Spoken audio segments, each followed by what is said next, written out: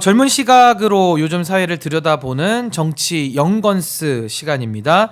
청년 정치, 대학생 정치 중심에 계신 소중한 두 분 모셨습니다. 더불어민주당 전국 대학생위원회의 봉건우 위원장님 그리고 오연지 부위원장님 두 분 모셨는데요. 박수로 환영하겠습니다. 안녕하십니까.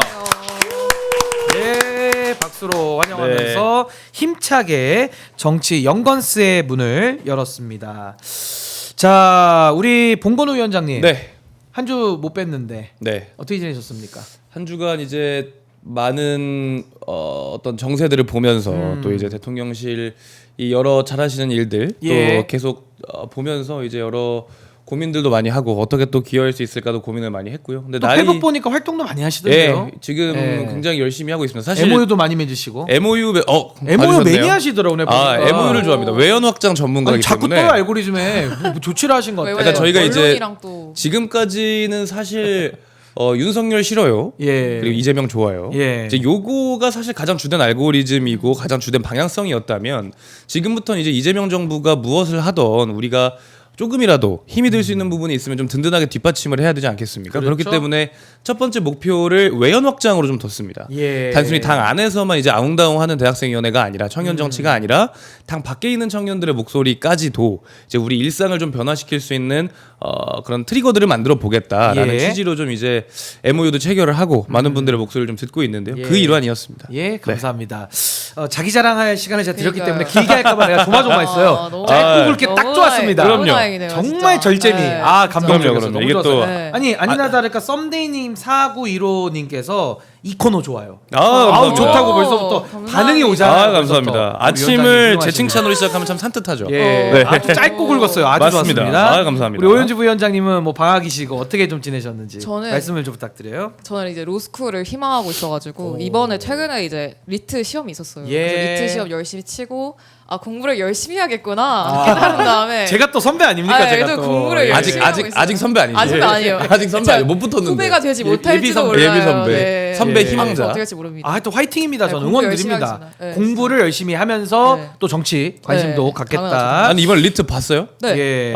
리트의 문제점도 많은데 다음번에 한번 다뤄봤으면 좋겠어요. 오. 나중에 리트도 저희가 한번 네, 또 다뤄보도록 전문가가 계시니까. 네. 하겠습니다. 좋습니다. 그러면 본격적인 주제에 좀 들어가기 앞서서 어제 있었던 그래도 큰 이슈 저희가 한번 두 분의 그 의견도 한번 좀 궁금한데 강선우 여가부 장관 후보자가 자진 사퇴를 선언을 했습니다. 어제 오후 한 4시쯤에 전격적으로 발표를 좀 했는데 그간의 강 후보자를 둘러싼 여러 논란들이 좀 있었고 또 언론 지면에서는 상당히 좀 뜨거웠던 건 사실입니다. 근데 이 부분에 대해서 그동안 있었던 논란들 좀 정리가 됐다고 보시는 건지 어떻게 평가하시는지 우리 봉건우 위원장님 먼저 말씀 듣겠습니다. 네, 일단은 사실 어제 저도 이와 관련된 여러 여론들을 보면서 거의 밤을 지새다시피 했는데 대통령실과 이제 강선우 전 후보자의 결단이었다라고 이렇게 생각을 하고요. 어려운 결단이지 않았을까라는 생각을 합니다.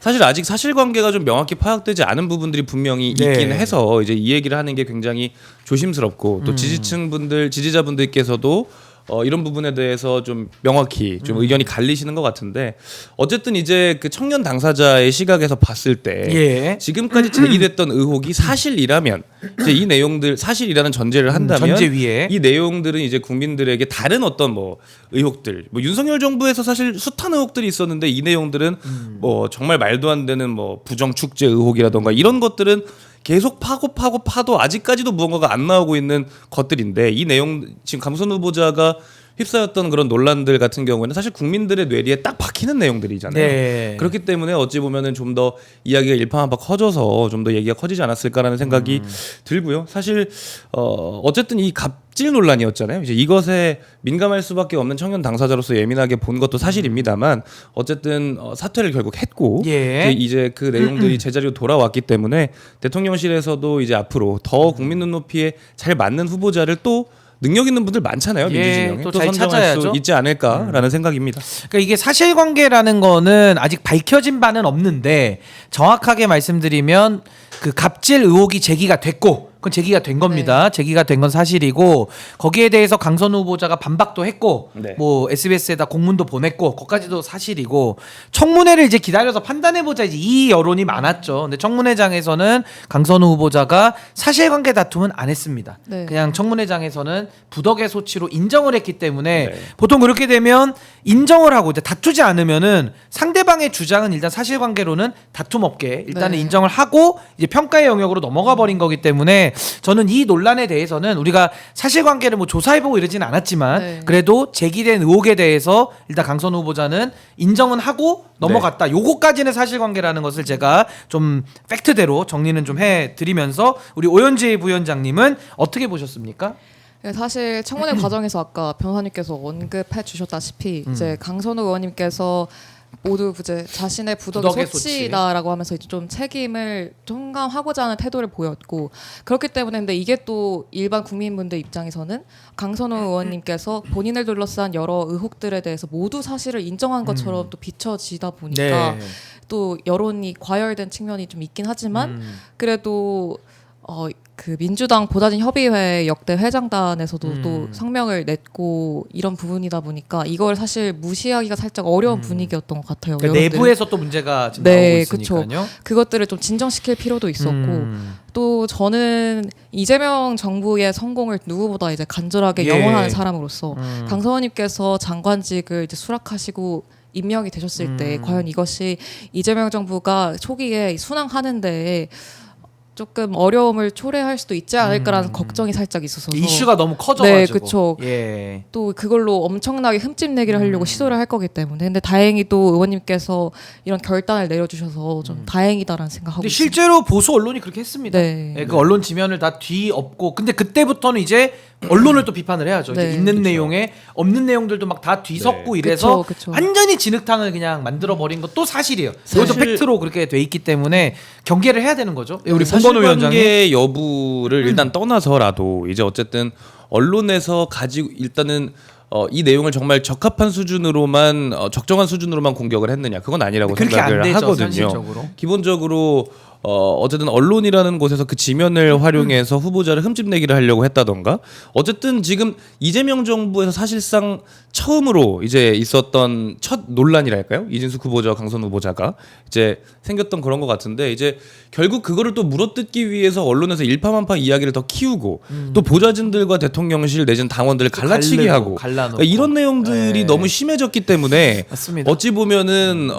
지금 이 상황에서 제자리로 돌아온 것이 좀 그래도 다행인 부분도 있지 않을까라고 생각을 하고 분명히 강선 후보자가 임명이 되지 않았기 때문에 아쉬운 부분도 있겠습니다만 앞으로 있을 대통령의 어떤 정치나 대통령실의 국정 운영에 그래도 조금이나마 좀 더 나은 방향으로 흘러갈 수 있는 초석이 마련되지 않았을까 이렇게 생각을 그리고 합니다. 더 중요한 건 뭐냐면 국민적 여론이에요. 네. 근데 여론조사가 어제도 발표가 나왔는데 임명을 반대하는 여론이 좀 압도적으로 많았던 것도 사실입니다. 네. 어제 여론조사 결과는 그렇게 확인이 돼서 아마 그 부분도 좀 이런 자진 사퇴까지 이르는데 영향을 미치지 않았나. 그리고 정권을 물어뜯잖아요. 그러니까 맞죠. 강선 후보자 개인에 대한 공격도 뭐 잘못된 공격이 있다면 그건 당연히 또 언론을 비판을 해야 되는 것인데 이게 막 정권에 대한 문제를 일으키는 쪽으로 가다 맞습니다. 보니까 이건 뭐 정리가 필요했던 그런 네. 사안 아닌가 그렇게 보여지고요. 제가 두 분께는 이런 각도에서 한번 질문을 드려보겠습니다. 이 보좌진 분들 진짜 고생 많거든요. 네. 아니, 저도 뭐 국회에서 네. 일을 해본 경험이 있기 때문에 뭐 제가 보좌진은 아니었습니다만은 보좌진들 옆에서 고생하시는 걸 이렇게 보면 진짜 뭐 밤잠도 잘 못 자고 네. 의원들 일정 다 따라다니고 그쵸. 또 네. 그러면서 의원들도 사람이니까 네. 뭐 또 자기 입장에서 또 하다 보면은 부지불식간에 또 그런 트러블들이 또 있을 수는 있다고 봐요. 네. 뭐 좋은 건 아니지만 근데 이 현실적으로 지금 우리 두 분의 지인들 네. 국회에서 일하시는 분들 많고 그렇죠. 또 현실을 아실 것 같거든요.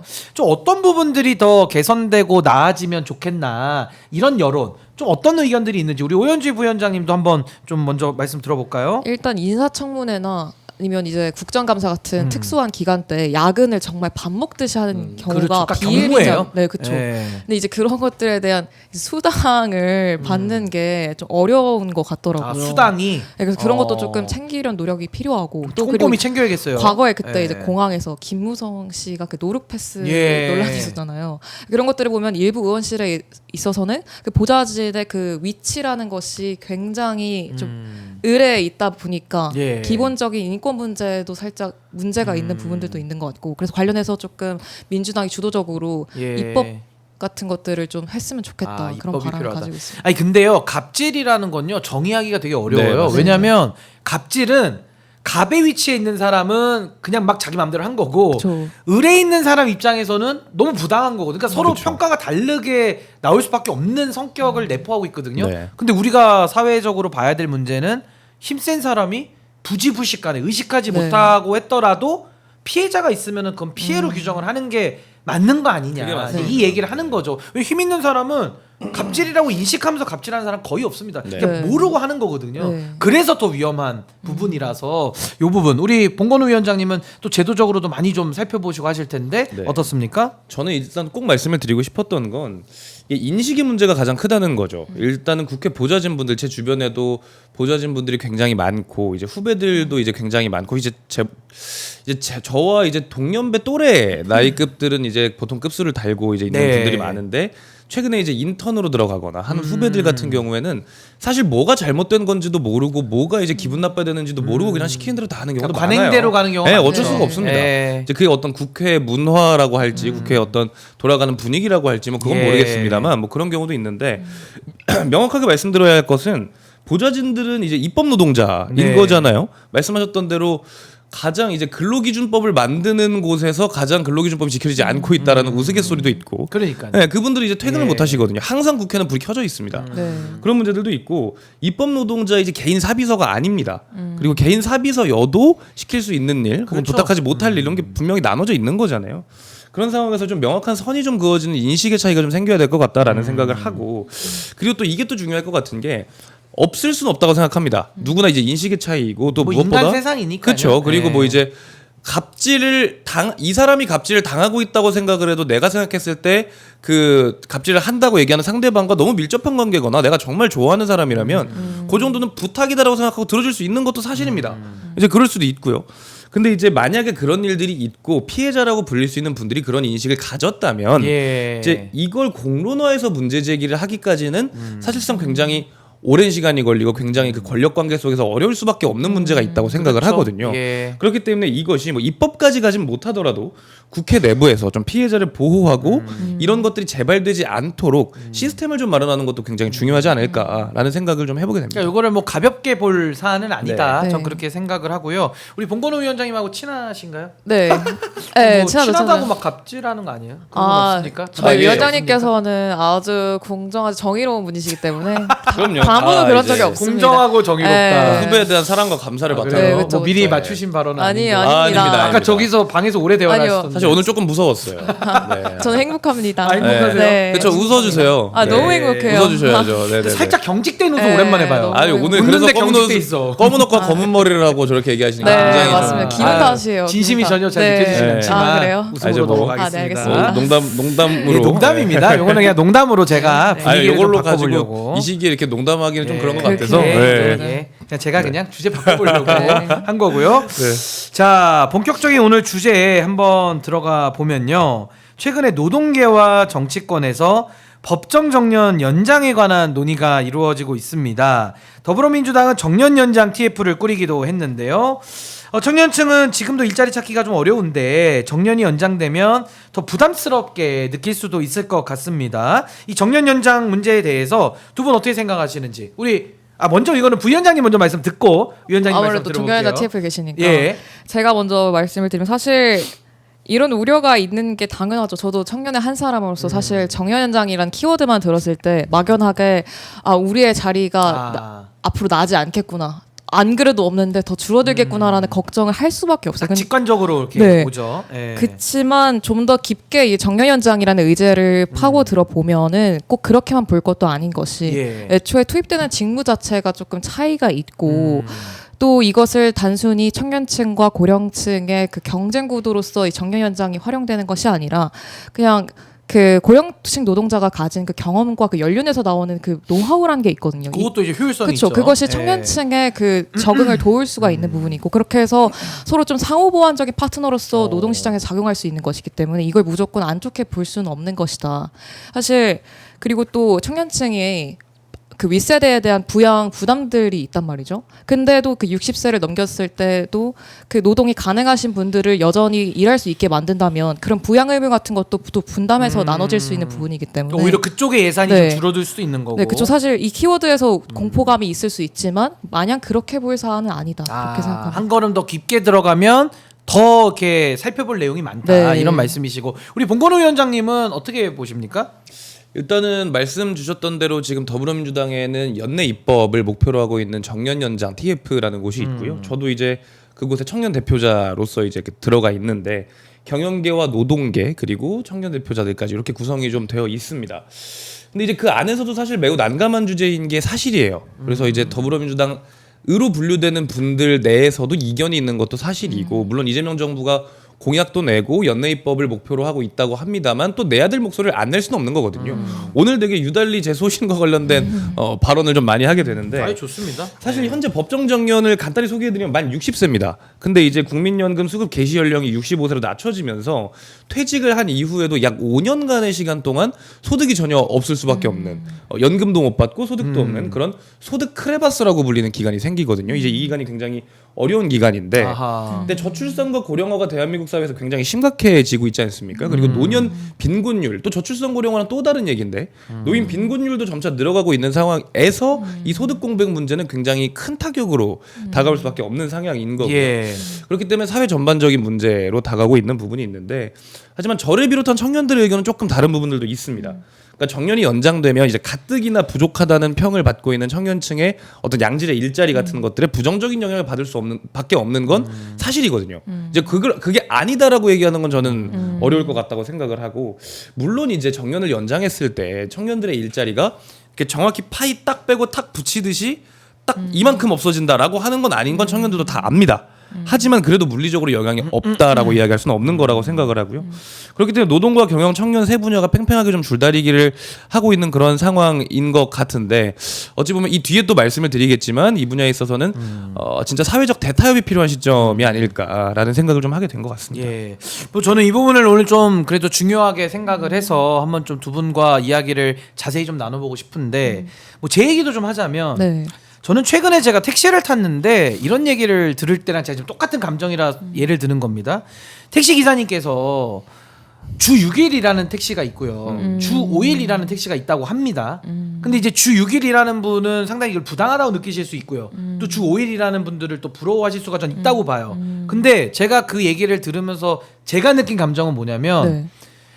지금 택시업계의 가장 당면한 시급한 문제가 네. 주 6일이냐 5일이냐를 가지고 논쟁할 상황보다는 지금은 당장 2, 3년 뒤에 아예 택시업 자체가 지금 사라질 위기거든요. 아, 맞아요. 그러니까 왜냐하면 이제 자율주행이 들어오고 무인 자동차가 이제 곧 보급이 되기 때문에 아예 택시 운전업이라는 것 자체가 지금 사라질 현실적 위기에 지금 우리 사회가 직면해 있어요. 네. 근데 저는 우선순위 면에서 그 당면한 본질적 위기에 대한 논의는 없고 그냥 택시업을 전제해 놓고 6일이라냐 5일이라냐를 놓고 지금 서로 또 치열하게 갈등을 하고 또 오히려 사업주 입장에서는 또 그걸 또 이용하는 경우도 좀 있고. 그게 갈라치기를 하는 그쵸, 걸 수도 그쵸. 있죠. 실제로. 네. 그러니까 네. 이런 지금 사회 구조거든요. 그럼 이걸 확대해 본다면 일자리도 비슷하지 않냐. 일자리도 젊은 세대와 노령층이 당연히 표면적으로는 아까 우리 오현진 네. 부위원장님 말씀대로 갈등이고 위협처럼 네. 느껴지고 막 갈등이 있는데 그걸 또 이용하는 분들도 분명히 있을 그쵸, 겁니다. 그쵸. 근데 이걸 우리가 냉정하게 생각해 보면 향후 10년 안에는요. 네. 지금 대한민국의 직업 중에 상당히 많은 부분이 다 없어질 겁니다. 맞습니다. 그럼 그 싸움 자체도 무익한 거거든요. 네. 그럼 여기서 우리가 중요하게 봐야 될 건 뭐냐? AI 기술의 도입. 이게 일자리 위협인데 네. 동시에 압도적인 생산성을 갖다 주는 거거든요. 그럼 우리가 주목할 부분은 그 압도적인 생산성을 가지고 어떻게 사회적으로 재분배를 할 것이냐. 내지는 기본소득에 대한 논의 더 도입하자고 우리가 그렇죠. 더 먼저 외칠 네. 필요도 있지 않는가. 맞아요. 역시 이런 고민을 좀 하게 되거든요. AI 전도사는 다르시네요. 명쾌하죠. 얘기했죠. 네. 요거 좀 이어받아가 아, AI 전도사는 다르신데. 느끼기만 하지 마시고 이어가 주시죠. 네, 맞습니다. 그래서 이제 그런 부분들에 있어서 파이 전체를 키워야 하고 세대 간 통합으로 나아가야 한다라는 그렇죠. 주장을 한 것 자체도 그냥 듣기 좋은 얘기만 제가 하는 게 정말 아니고요. 그거 말고는 답이 없어요. 진짜. 그 이유가 뭐냐면 유일한 길이라고 저는 네, 봅니다. 그럼요. 여기서 이제 바꿔서 볼 수 있는 사실 같은 게 보면 이제 이따가 또 얘기하겠지만 이제 설문조사 같은 게 좀 좀 많이 나왔습니다. 네. 이제 언론 지면 같은 경우에 이따가 설문조사 좀 간단히 말씀해 주셨으면 좋겠는데 언론 지면 같은 곳에서는 청년의 뭐 60%가 이제 정년 연장에 반대하고 일자리가 줄어들 거라고 생각한다. 뭐 이런 이야기들도 있고 오히려 근데 그 반대로 중장년들은 그렇게 생각하지 않고 뭐 중장년들은 정년이 연장되더라도 업무 효율이 줄어들지 않을 거라고 생각하는 답변이 더 많다라는 이야기를 정말 그 사실관계만 가지고 언론이 굉장히 자극적으로 지금 쓰면서 또 이재명 정부의 공약들을 비판하고 있는 지점들이 분명히 있는데 근데 저는 이게 이렇게 생각을 하고 있어요. 오히려 바꿔볼 수 있는 사실을 좀 말씀을 드리면 이제 여론조사를 간단하게 말씀드리면 여기 대본에도 있는데 제가 말씀드리겠습니다. 설명해 주시죠. 네, 한국 경영자 총협회에서 설문조사를 했는데 정년 연장이 되면 고령자 비율이 높아져 효율이 감소할 우려가 있는지에 대해서 미취업 청년 59%가 동의한다 라고 답했고 반대로 중장년 재직자 62%는 동의하지 않는다고 답했습니다. 이제 이거 자체가 이거를 기사로 제목으로만 봤을 때는 양극단이 대립하고 있는 상황으로 비춰질 수 있는데 이제 또 이건 이제 경영자 총연맹에서 한 거고 좀 바꿔서 얘기를 해보면 한국에 있는 체육 플랫폼인 캐치라는 곳에서 올해 초에 Z세대를 대상으로 한 1592명의 설문조사 결과를 보면 오히려 정년을 연장해야 한다는 답변이 46%, 유지해야 한다는 답변이 20%. 그러니까 청년들 세대에서도 46%가량이 정년 연장을 불가피하다라는 내용에 동의하고 있다는 거거든요. 그리고 요거를 보고 나서 또 한 번 위로 올라가 보겠습니다. 근데 이제 봤을 때 같은 여론조사에서 이제 경영자 총연맹에서 한 여론조사에서 정년이 연장되면 청년 일자리가 어떻게 될 것으로 보는가라는 거에 대해서 청년층 61.2%가 줄어들 거다라고 답을 했지만 50.6%는 또 줄어들지 않을 거라고 답했다고 하거든요. 근데 바꿔 생각해 보면 정년 연장이 되면 신규 채용이 줄어들 거라고 답한 중장년층도 43%나 됩니다. 네. 그러니까 상호 간의 한계점과 문제점을 인식하고 있다는 거죠.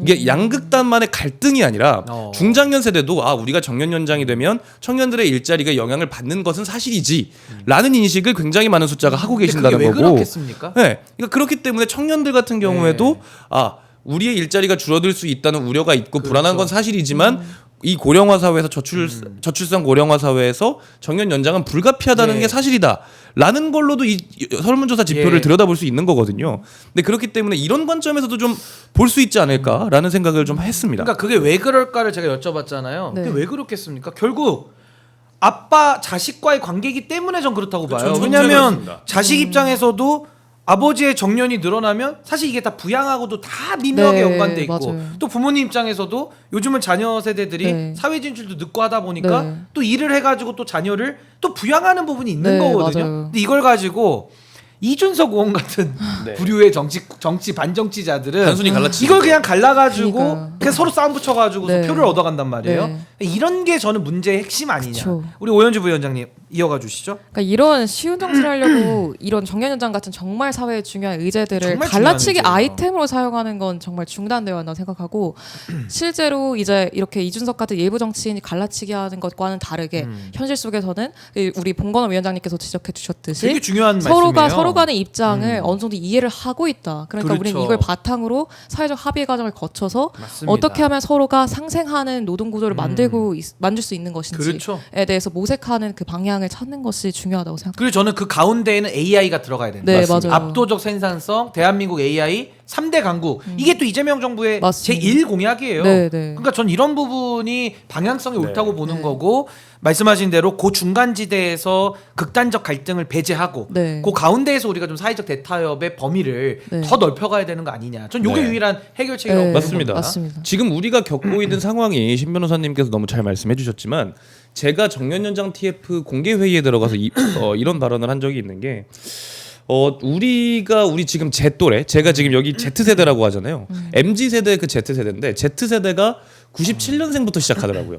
제가 Z 세대 1번입니다. 아 1등이에요? 네, Z 1등이시구나. Z 세대 1번으로서 이제 말씀을 드리면 저희 세대 같은 경우에는 저는 이 정년 연장 문제에 있어서 이중적 당사자다라고 이야기합니다. 예, 맞습니다. 네, 이중적 당사자라는 이야기는 당장 제 취업에 관련해서도 문제인데 부모님의 은퇴에 대해서도 문제예요. 그러니까 연결돼 네. 있다니까. 그러니까 나도 취업을 못했는데 부모님도 은퇴해야 한다 그러는데 네. 조부모님은 아직 건강하세요. 네. 그러니까 이런 문제에 지금 휩싸이고 있는 맞아요. 것이고 무엇보다 우리가 취업을 못하는 것도 취업을 못하는 건데 우리 예. 부모님 세대가 뭐 소득이 없고 이런 문제에 어쩌지 버텨나갈 수 있다고 하더라도 너무 건강하고 일할 수 있는 상황에서 맞아요. 국가의 어떤 생산성이 떨어지고 있는 못하는 부분들도 분명히 있는 거거든요. 그래서 이렇기 때문에 국가의 전체 생산성을 늘리는 부분에 있어서도 이 문제는 이런 갈라치기식으로 접근해서는 되는 게 절대 안 된다. 아니다라는 그쵸, 예. 생각이고 거듭 아까 제가 좀 흥분해서 말씀을 드린 것 같아서 정리를 아, 해드리자면 그거는 좋은 네. 흥분이었어요. 얘기였어요. 아까. 상호간에 네. 우리가 청년 세대가 정년 연장에 반대하는 것만큼 정년 연장이 불가피하다라는 의식도 그만큼 있습니다. 다만 언론에 그렇게 드러나지 않는 예. 것뿐이고요. 맞습니다. 중장년층도 사실 다 우리 부모님 세대고 그쵸. 우리 또래 자식들이 그러니까 있을 다 만한 연결돼, 분들인데 진짜. 그분들이 예. 정말 이기적으로 청년 일자리 관심 없고 나만 더 일하면 돼라고 생각해서 그걸 그렇게 그렇지 답변하시겠어요? 않아요. 국민들이 그렇지 그게 않습니다. 아니죠. 네. 근데 예. 대선 토론 같은 데서 그게 너무 첨예한 대립처럼 비춰진 부분들이 좀 있었기 때문에 이 네. 부분이 너무 안타까웠다. 네. 이런 말씀을 꼭 그리고 드리고 싶었습니다. 요것도 있어요. 이게 약간 무임승차 폐지 얘기들 많이 나오잖아요. 아, 네. 요것도 연관된 얘기인데 제가 그렇죠. 예를 들면 딱 준비해놨습니다. 예를 들면 노인 무임승차도 누가 무임승차랍니까? 어려운 분들이 하는 거예요. 그쵸. 경제적으로 부유한 노인들은 무임승차를 하러 갈 이유가 없어요. 네, 그냥 네. 기사를 쓰든지 네. 아니 본인이 운전하고 다니든지 어디 헬스장 다니죠. 그쵸.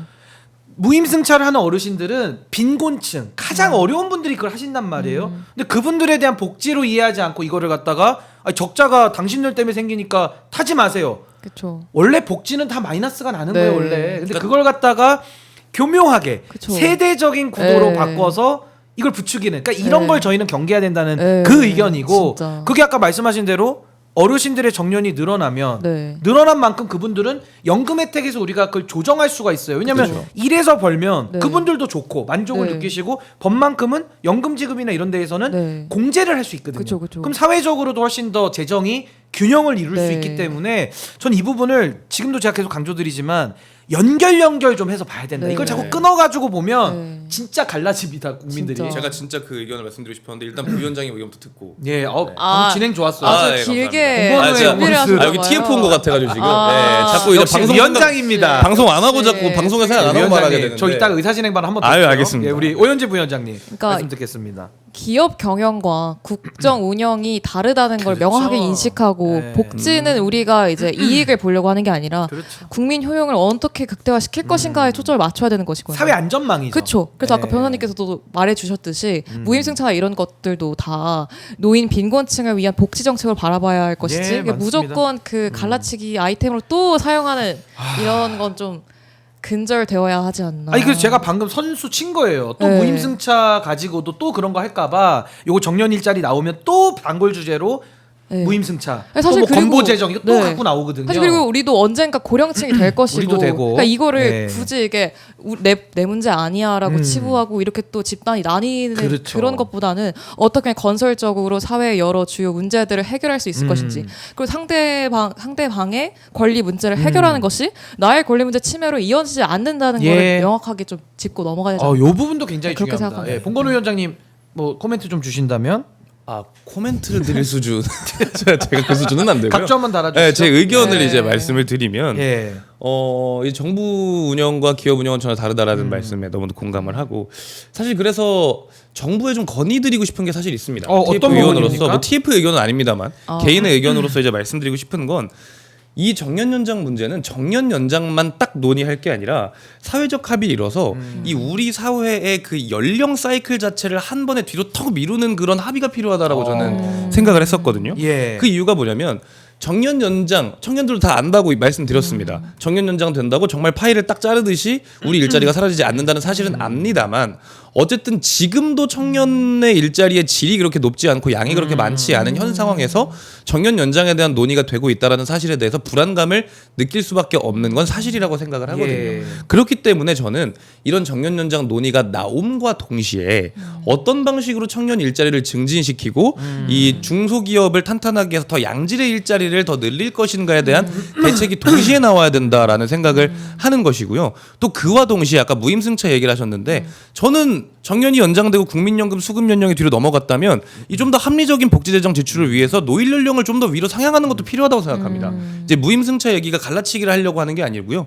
어쨌든 국민연금, 정년 연장, 청년 일자리에 드는 재정들이 있고 또 그 재정들을 바탕으로 이 일자리를 늘려갈 텐데 어쨌든 지금 정년 연장이라는 것을 하는 그 취지 예. 내지는 그 주요한 논리 자체가 아직 그 지금 정년이 돼서 일자리를 떠나야 하시는 분들도 아직 너무 건강하고 업무 효율이 높다. 그런 것들도 분명히 하나 들어가 있잖아요. 그렇죠. 근데 그렇다고 한다면 이 노일 연령도 뒤로 넘어가도 된다는 얘기라고 저는 생각을 하거든요. 예. 그렇기 때문에 노일 연령이 조금 더 위로 올라가게 되면 이 정년 연장을 하는 그 논리와도 합치되게 되고 예. 그렇게 되면 좀 더 합리적인 복지 재정에 대한 지출이 가능하기 때문에 그 복지 재정을 우리 일자리 문제로 좀 더 한 번에 산입해서 활용을 하고 그래서 이 사이클 전체를 우리가 조금 더 다시 짜보자. 고령화 사회에 맞춰서 뒤로 한 칸씩 미루는 그런 것들이 좀 예. 필요하지 않을까라는 생각을 좀 하고 있습니다. 그러니까 충분히 사회적 합의가 가능한 영역이고 그걸 합의해 내는 게 정치고 그 정치 복원의 네. 길이죠. 그래서 반정치에 대한 제가 비판도 한번 섞어보고요. 우리 스튜디오 모님은 엄마 시대는 이 코너를 좀 매일 하세요. 진짜 좋다. 아유. 라는 의견 감사합니다. 있으시고 이런 극찬을 받아보네요. 훈민정음님 이 코너 좋네요. 세 분 모두 국회에서 보면 좋겠네요.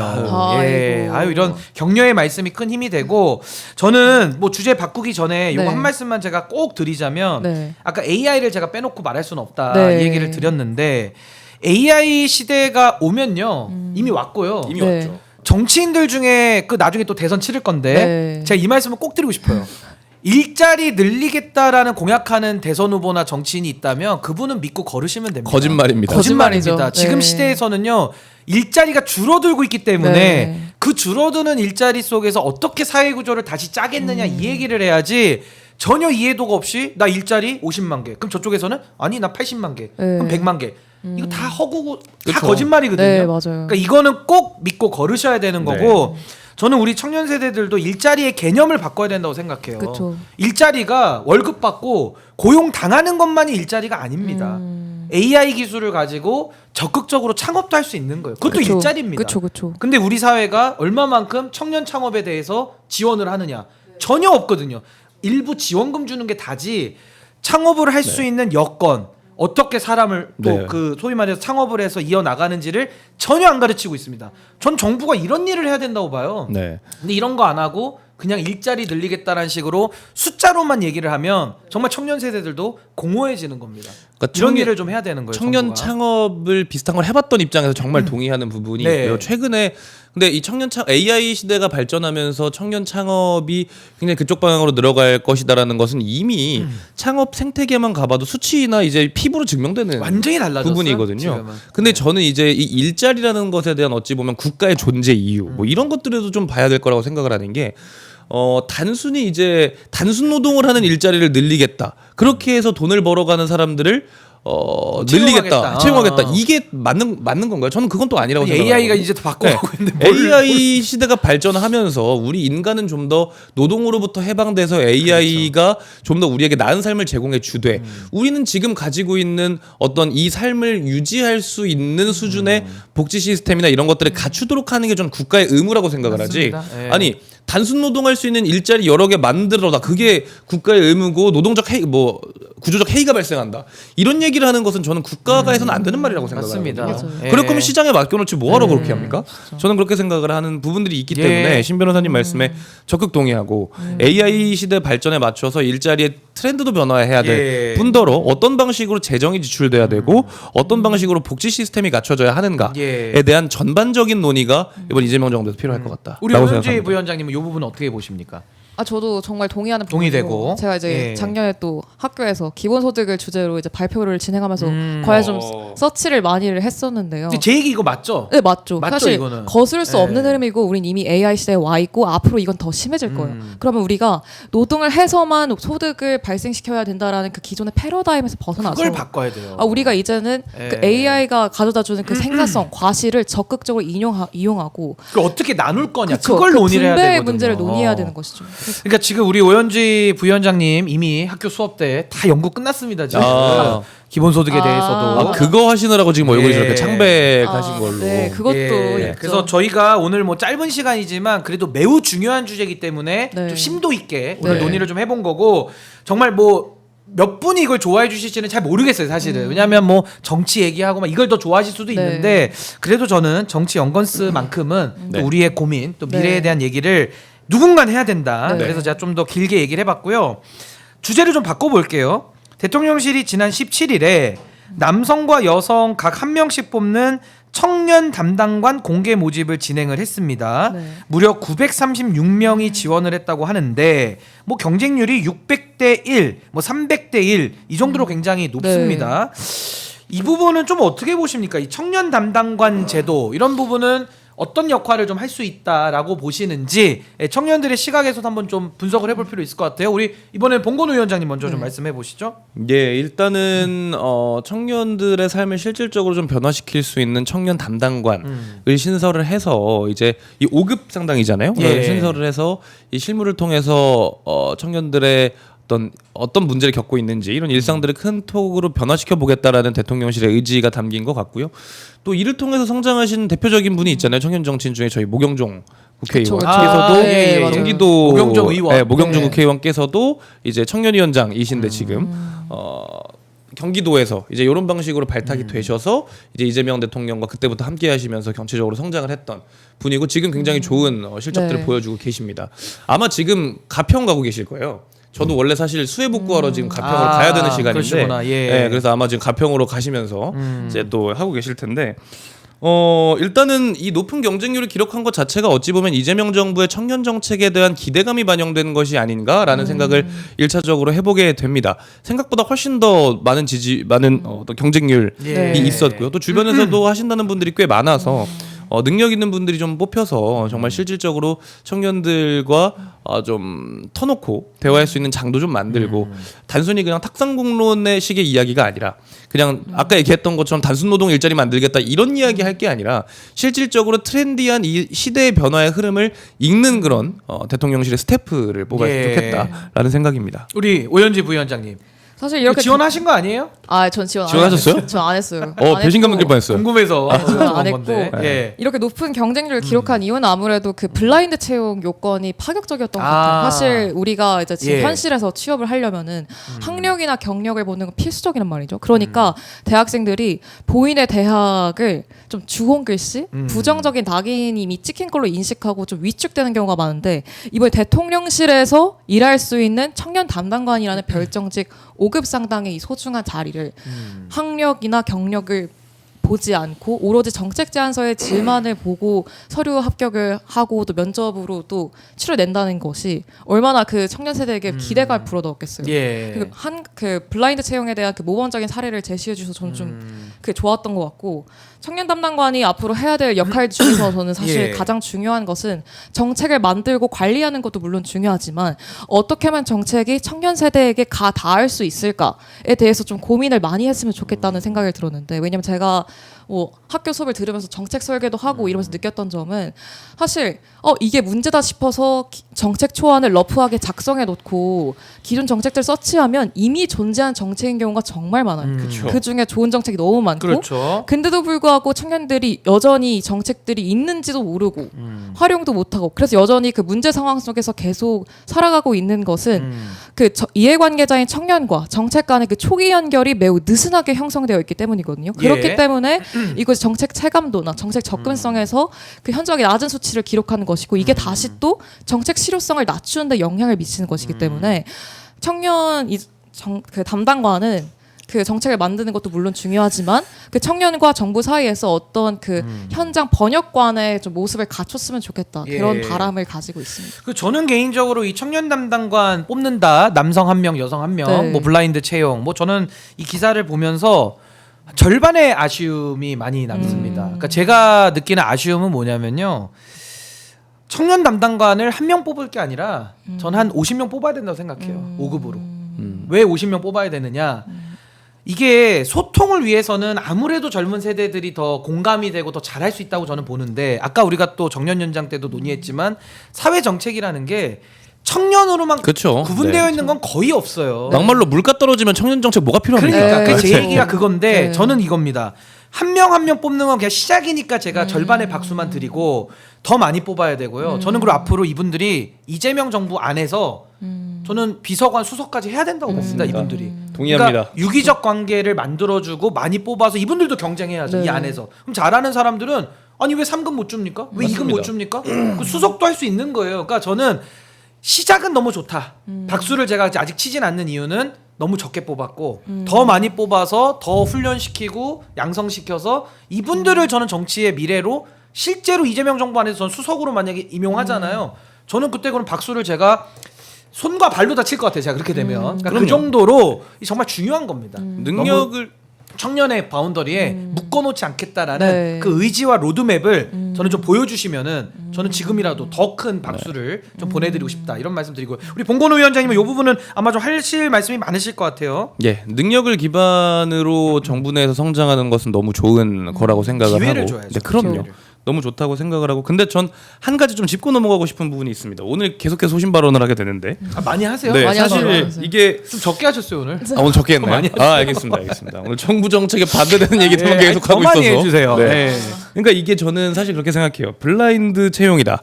이게 학력과 경력 이제 아무것도 보지 않고 네. 청년 제안서로. 정책 제안서만 바탕으로 네. 평가한다라는 이야기가 있습니다. 근데 저는 이게 1차적으로 봤을 때는 이제 청년들을 어떻게 양성해야 하고 어떤 방식으로 미래 세대들은 경쟁해야 하는가를 하는가에 대한 이재명 정부의 어떤 기조와 생각을 보여주는 좋은 이제 메시지라고 생각을 합니다.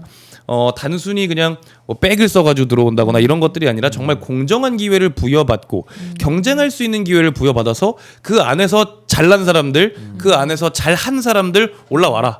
이게 중요한 이제 키워드인 거잖아요. 근데 여기서 한 가지 좀 짚고 넘어가야 될 지점은 사실 이 블라인드 채용의 요소로 들어가 있는 학력과 경력 이런 것들이 누군가에게는 굉장히 거리를 두게끔 만드는 거일 수도 있고 누군가는 보기에 아 이것도 적폐 아니야 이것도 기득권 아니야라고 생각을 할 수 있지만 경력과 경험은 전혀 다른 거거든요. 그러니까 기본적으로 눈 가리고 아웅하는 식으로 만들어놓은 경력과 기득권에 기대서 좋은 부모 만나서 그런 경력과 학력을 쌓은 사람들도 있을 수 있겠지만 그게 아니라 특히 우리 당 안에서나 경험을 아니면 쌓은. 시민사회 내에서나 경험들을 굉장히 많이 쌓고 실제로 당에 충성하고 당에 기여하신 분들이 충분히 굉장히 많거든요. 근데 저는 이런 부분의 어떤 이런 부분의 경험들, 예, 중요한 이런 말씀입니다. 분들의 경력들이 말씀드렸던 대로 단순히 여러 가지 경험과 능력이 단순 경력으로만 치부되는 일은 없었으면 좋겠다. 예. 이제 그 내부에서도 물론 이뿐만이 아니라 계속해서 심층 면접이나 프레젠테이션 같은 거를 하면서 발표를